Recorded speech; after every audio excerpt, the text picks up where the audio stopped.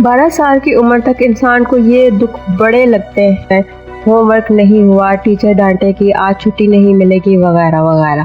18 سال کی عمر میں ناکام محبت کا دکھ قیامت لگتا ہے۔ جب انسان 25 کا ہوتا ہے اسے یہ محبت لفظ صرف ایک لفظ لگتا ہے، یا پھر ایسا گزرا ہوا کوئی لمحہ جو اچھا تو لگتا ہے مگر یقین ہوتا ہے پلٹ کر نہیں آئے گا، اس کی جستجو نہیں رہتی۔